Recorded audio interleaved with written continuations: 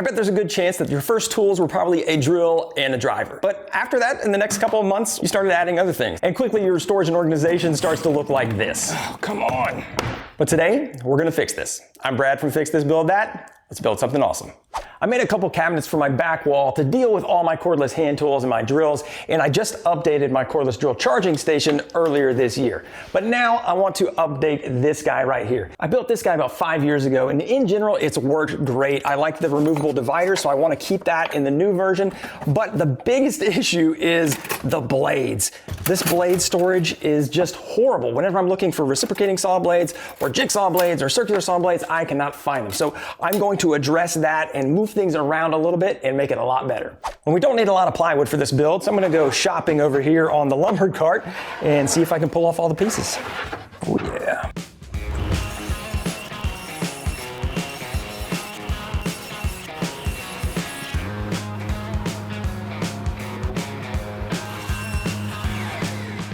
And this cabinet is going to have a rabbeted back panel. So I've got the sides, and the rabbet is gonna be a 1/2 inch by a 1/2 inch. So it'll be a 1/2 inch thick back and a 1/2 inch in, and it's gonna be really strong because then you can glue it and nail it in place, and the cabinet will really be nice and tight. There's several ways to cut dados, but I'm going to use a dado stack. Apparently, if you're in Europe, then it's illegal.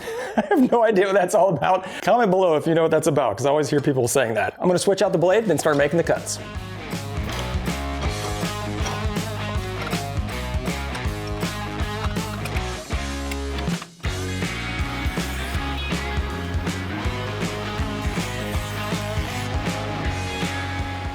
Now we can work on the inner pieces. This is gonna have 5 panels going in between the sides. The old one had 4, but we're gonna add 1 more to allow for that drawer on the bottom. So I've already cut 3 of them to size, but the other 2, I left them together because I'm going to cut the dados in for the dividers. By cutting the dados across both sheets at once, you know that they're gonna be perfectly aligned, and then we can rip them apart afterwards. I'm gonna use the dado stack to cut the dados, and that way I can do them in 1 cut. If you're just using a regular table saw blade, you can just take 2 passes, and that's actually what I did with the other one. I'm going to take out the chippers and add in some shims here as needed and adjust the dado until I get a fit where this 1/4 inch plywood will slide nicely in and out. That way I can easily adjust the dividers, but they'll be nice and firmly in place.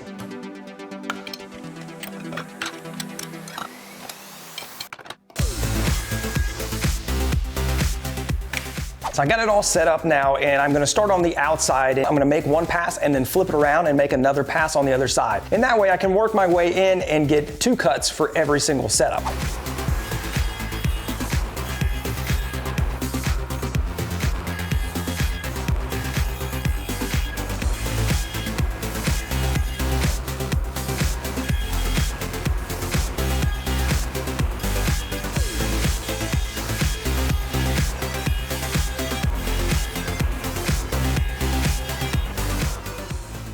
So I've got my 5 panels here, and we're gonna assemble it with pocket hole joinery. I'm using the new Craig 720 Pro. It's got a great dust collection, and they've revised the automatic clamping feature where it locks down super fast on any size material. Craig and Woodcraft have been amazing long-term sponsors of the channel. They've got some good deals through the end of the year where you can get some bonuses if you buy the 720. I'll have a link down below in the description to woodcraft.com where you can pick it up. If you go over there, you can check out all the Craig items as well as lots of other woodworking tools and supplies and anything that you need to make your woodworking a success.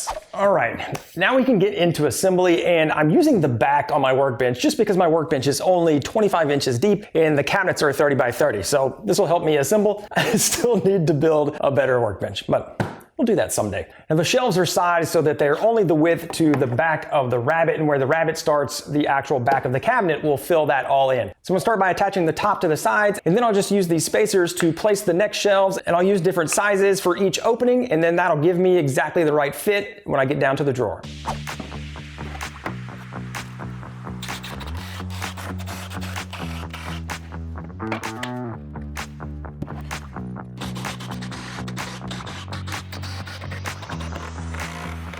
All right, quick tip. After your bit keeps slipping out of the screw for the 4th or 5th time, oh, what on earth? This thing is horrible. It means it is busted. It's done. Ooh, I made it. Time for a new bit.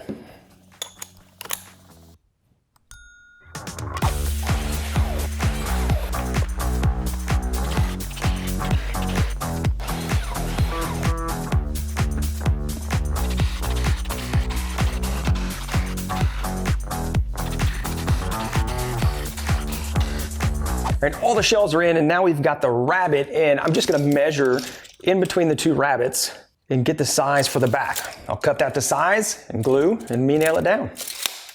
Oh, it's under here.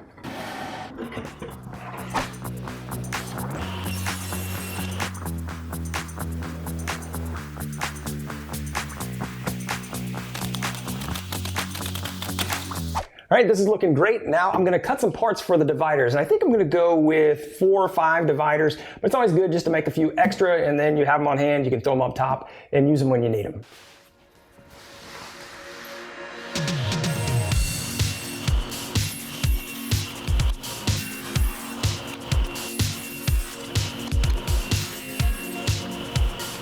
All right, these do fit in nicely here, but I want to have a little cutout just like I did on the other one. And I pulled one of the panels out. I really like the shape of this, so I'm just going to trace it on these and cut it out. I'm just going to put some blue tape around these so I can cut them all at once. And if you don't have a bandsaw, you can easily cut these with a jigsaw as well.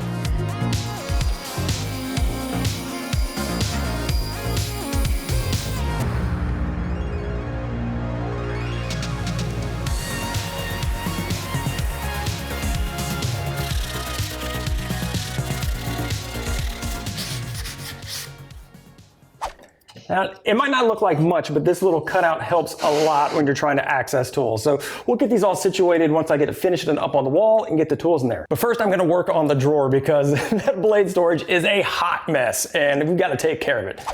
So I've got this offcut from the back, and I think this is gonna be just enough material to make the drawer. Now, I'm gonna be making the drawer, it's really narrow and wide, so I don't know if this is gonna be a bad idea or not because it might have some racking issues, but I think we'll be okay. But I'm gonna cut it really tight so we're not gonna have any drawer slides or anything like that. It's just gonna be all friction fit. So I'm gonna cut it to size and then we'll do some joinery.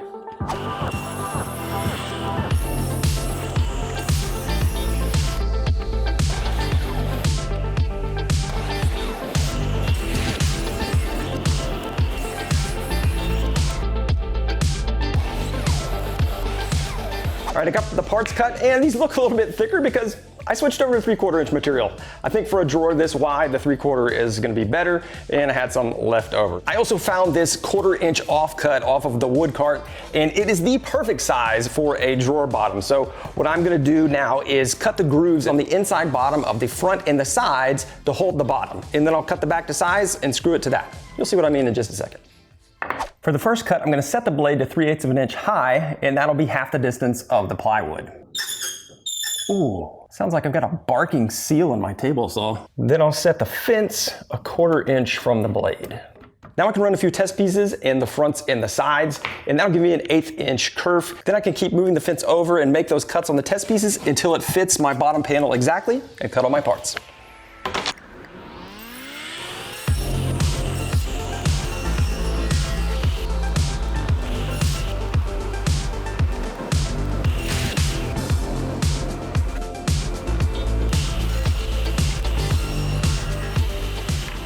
And keeping that same fence setting, just raise the blade up to make a full cut on your 3/4 inch material, run your back through, and you'll be all set to go.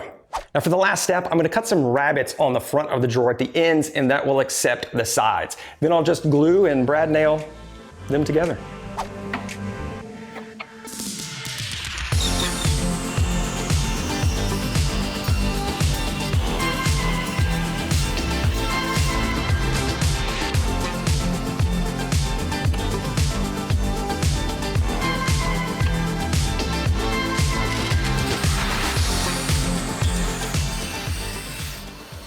Now I can assemble the drawer upside down here, and I'm gonna use the rabbets plus the nailer in the front and then a few pocket holes in the back. And I'm spacing the back a little bit more towards the front. That way it'll help it not tip when it's pulled out to have full access to the drawer.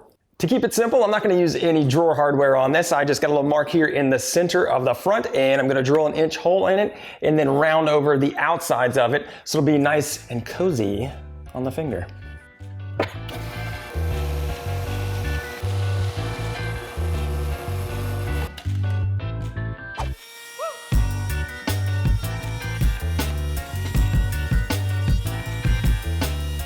Now we can assemble the drawer upside down, and doing it upside down, that way you can align the grooves so that they line up and that your bottom is gonna slide in properly.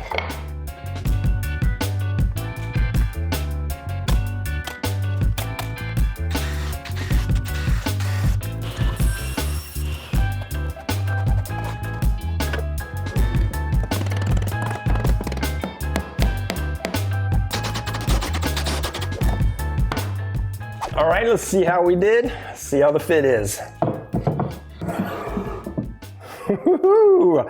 That's nice. Now, I probably will tend to rack a little bit because it is so wide, but pulling it out kind of slowly, it works fine. This drawer is going to be great for the blades, but without some kind of like organization in there, they're just going to be flopping around. It'll be just as bad as it was before. So I've got an idea. I'm going to use my CNC. I'm going to go into the Inventables Easel Pro software and design some little trays to hold the circular blades and the reciprocating saw blades, the jigsaw. I'm going to make some little custom holders for all of them so they all have a perfect place to live, and that way I'll know exactly where everything's going to be. So I'm gonna get that design, get it going on the X-Carve, sand this bad boy up, put some finish on it, and then we'll be ready to load it up and see how it fits.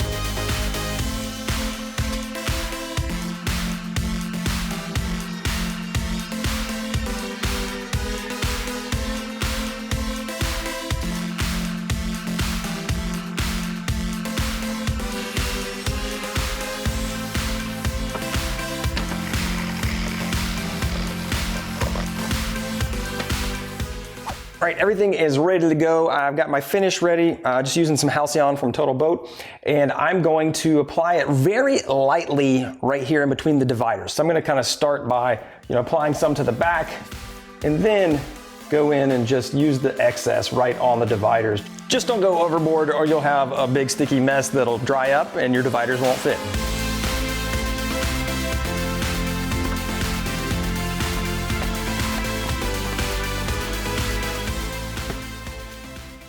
Right, I'm gonna mount this to the wall with French cleats just like the old one was, but it does have a 1/2 inch back. So you could just screw straight through this back to any studs, but make sure you hit a couple studs because this bad boy is heavy along with all the tools. There's gonna be a lot of weight on it. If you do wanna build your own cabinet, we have plans available. There's a link down below in the description. And if there's interest, we'll go ahead and combo it with this guy, give you a little savings on the two together, because between these two, you can hold a ton of cordless power tools and tame all those handheld tools because you always need a place for everything and everything in its place.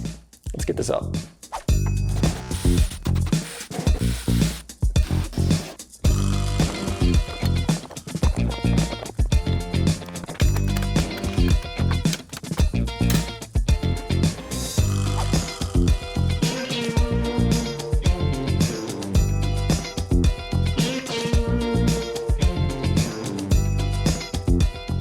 Check the link below for the plans, and if you want to see more videos, I've got a playlist queued up for you with all my shop builds in it.